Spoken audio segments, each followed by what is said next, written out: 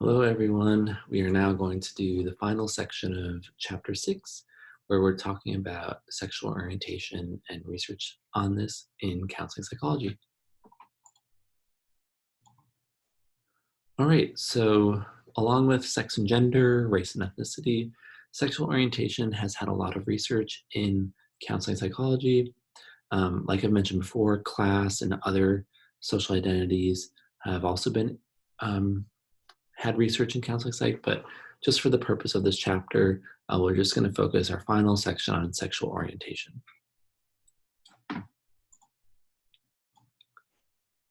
So sexual orientation can mean a lot of things. It can focus on one's attraction um, to different people. It can focus on one's arousal to the different people. So sexual orientation is quite broad, but sexual identity refers to this self-labeling. So how someone consciously self-identifies their sexual orientation. And there are a lot of different terms that people can use.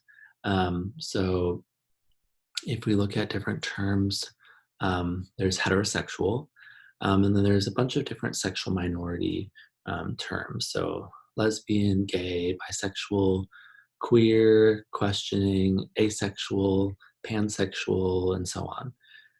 So there's lots of different acronyms. One would be LGBTQA.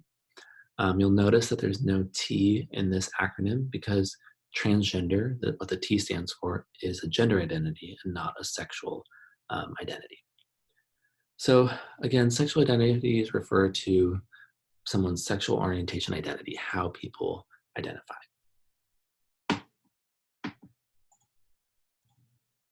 So because counseling psychologists are interested in multicultural um, issues, um, they've researched sexual orientation in a variety of different ways. So I'm going to talk about some concepts that are researched and used in this type of field. So one term to know would be heteronormativity. This refers to cultural messages, assumptions, and narratives that perpetuate the privileging of heterosexuality. Sometimes this is sort of um, seen in ways that, again, the norm, what people expect, is heterosexism or hetero people be heterosexual.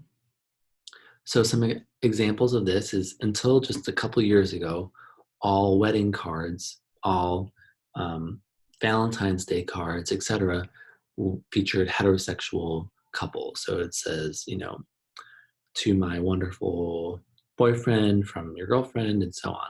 So just assuming that people would be heterosexual. So this would be a heteronormative way that the card industry sort of has a message that heterosexuality is what's expected, it's what's assumed, and so on. So there's a lot of different ways that this comes out in society, but this is just one concept to know along this line of research.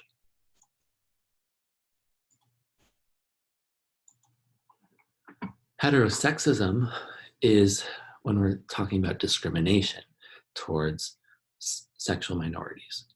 And heterosexism is similar to sexism. So it's just the way that sexual minorities, again, lesbians, gay, bisexual, pansexual, and so on, individuals face hardships, prejudice, discrimination in society.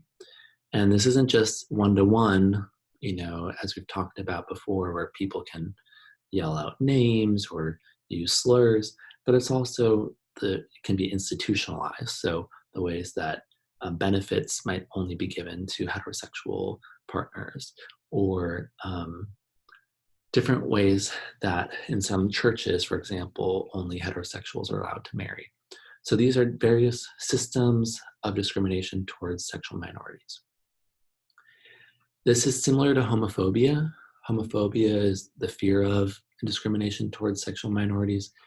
And this isn't used as much in research because it's not really based in fear like other phobias. If you think about like a phobia of spiders or something like that, it's more of intolerance or hatred or some sort of prejudice.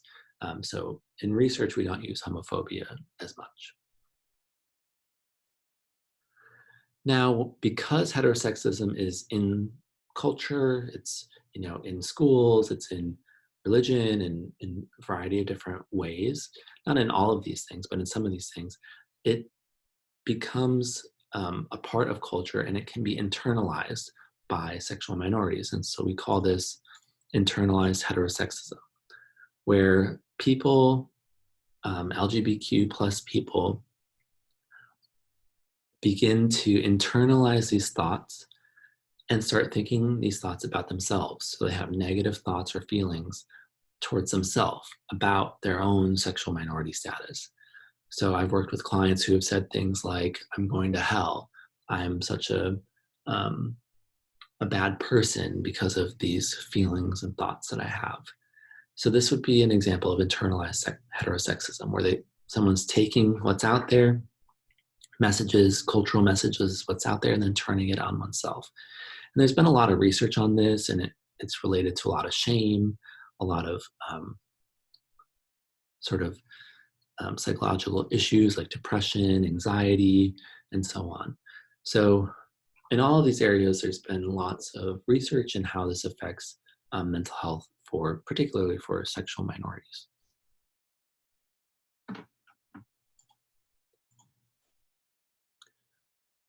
Another concept that is related to sexual orientation would be sexual identity development models and coming out. So similar to the race and ethnic identity models, psychologists have put together ways that people commonly come to grips with their sexuality and may choose to come out. And so the original models often were pretty simplistic and linear. It sort of thought, okay, people grow up, they become aware of their sexual identity, they might struggle with this based on the stigma in society, and then come out, and then things feel better. Well, this is very simplistic, linear. It just says there's one coming out and so on.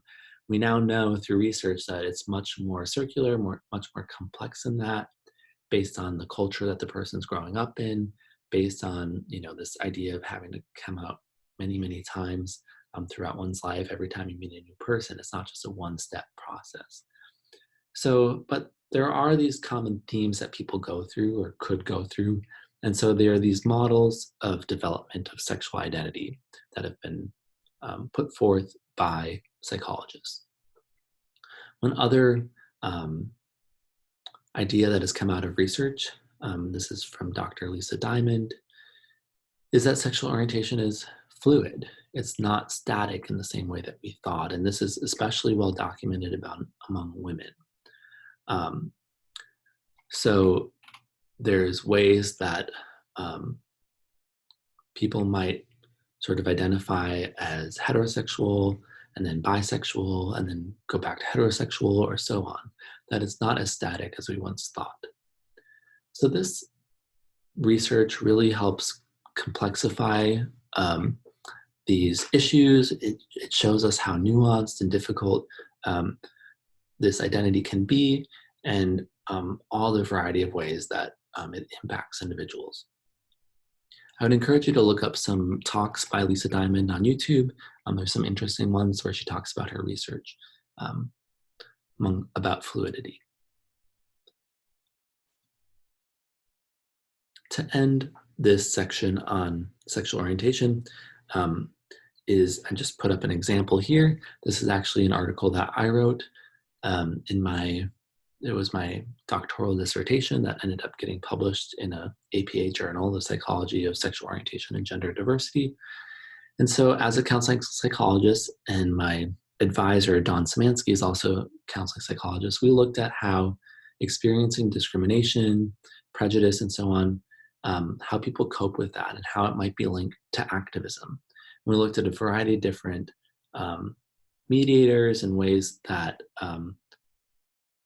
the link between experiencing discrimination might lead to activism.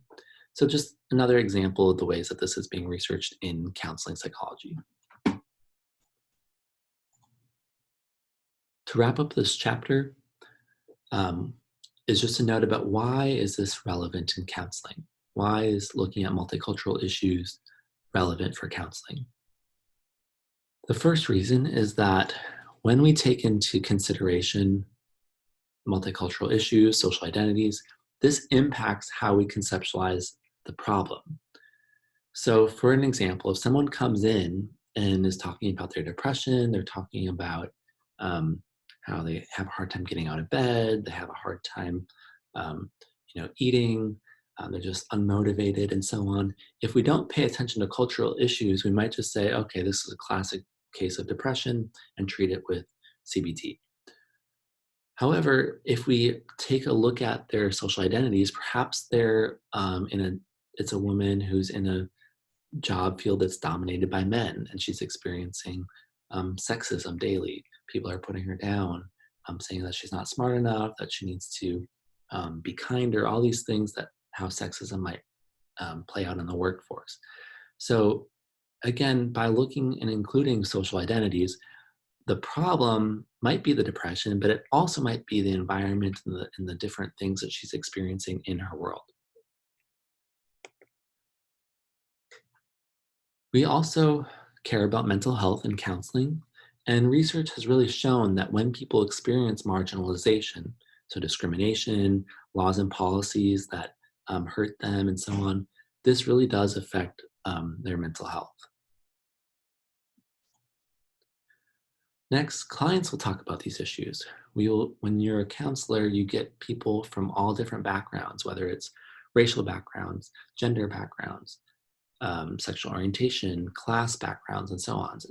And counselors need to be aware and know about these differences, about how these identities impact people's lives. Because if they're not, the counselor may knowingly or unknowingly perpetuate some of these things. And again, a client is coming to be helped, and we don't want to harm them further, um, by perpetuating racism, sexism, heterosexism, and so on within the counseling session. So this sort of wraps up the chapter on the research on multicultural psychology and its impact in counseling. The next chapter that we're going to discuss is really about what sort of theories and sort of how does this get applied to counseling? So how do we bring up these issues in counseling? What sort of theories have been developed based on this research and so on? So this is sort of leading into the applications of social identity research in counseling psych and how it applies to actual therapy and counseling. Thanks for sticking along, and we'll see you at the next chapter.